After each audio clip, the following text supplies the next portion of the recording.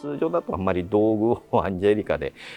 動かしたりとかしないとは思うんですけど、彼女たちのその時計とかも見れない時間の流れだとか感情の流れっていうのを道具で表現できたらなと。どっか本当の外っていうところには行けない、見れない世界が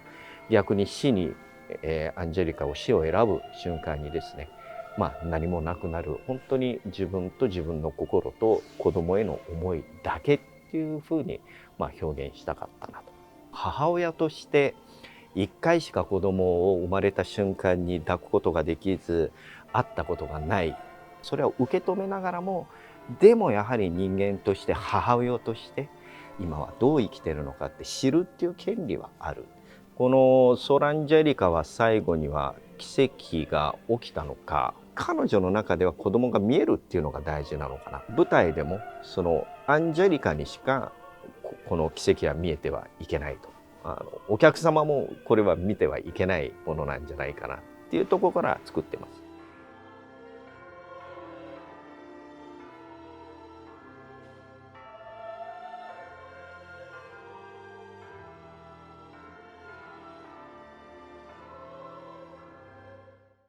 I think that's the strong point of Suor Angelica is that it's a story that speaks to everybody, especially to all the women, because even if women have or not have children, it's something that touch really the soul of everybody. And I think that that's the big power of this opera. The most special part is the end, so when the miracle happens, until she takes the poison and she passes away, but all the part when start to listen the choir of the angel in the back, and she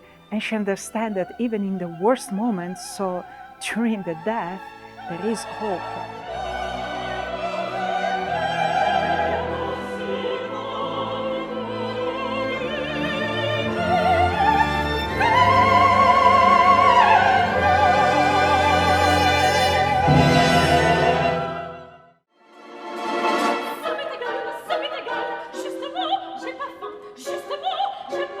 アンジェリカのオペラ手法からちょっと変えて、もっともっと色とかで遊ばないと実際のこの作品の良さは出ないのかなっていうところで、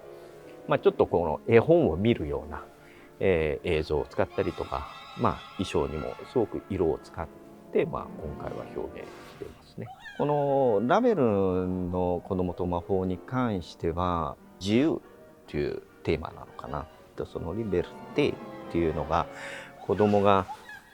自由でいたい、その大人が決めるルールには従いたくない、宿題もしたくない、でもただの悪い子なのか、アイデンティティっていうのは人間それぞれ持っている、子供だろうが大人だろうが、でも逆に子供の方がそれをストレートに出すことができるっていう、でもそこでいろんな経験をすることによって人間として成長していかなきゃいけない。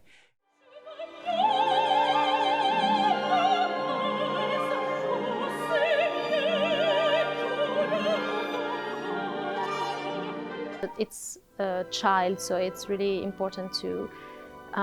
think about it because I grown as an adult. Of course, I'm not a child anymore. So I think it's very, sensitive for me to do this child because it's like a little brother, inside of me. So it's really, sensitive for me to do it. I think my favorite scene in actually when I'm not singing in L'Enfant, it's the last choir. I mean, it's so beautiful and it's like a release for me as a comedian and for the role L'Enfant, of course, because it's the end of all of these emotions and it's really, dense. The piece is really short and it's really dense for me and for the roles. So, and every time this choir came, I'm just, so released and it's beautiful. この子はやっぱり子供なので彼には希望があるって、もちろん知らなかったからいろんな傷つけたり壊したりしてしまった大好きな本をあえて破ってしまった。でもやっぱりまだこれから未来がある、救いようがあるっていう、もしかしたらこれは人類に対してのママに対しての愛っていうところ、どっか我々はみんな持ってるはずなので、だから最後のママンっていうのもそういう表現には舞台化ではしてませんけど、でも気持ちの上ではもしかしたら彼が大人になってもう一回元の母親の愛っていうところに戻っていくっていうことでもあるのかな。そうすると未来っていうのも希望はあるのかなって、この人間たちにも。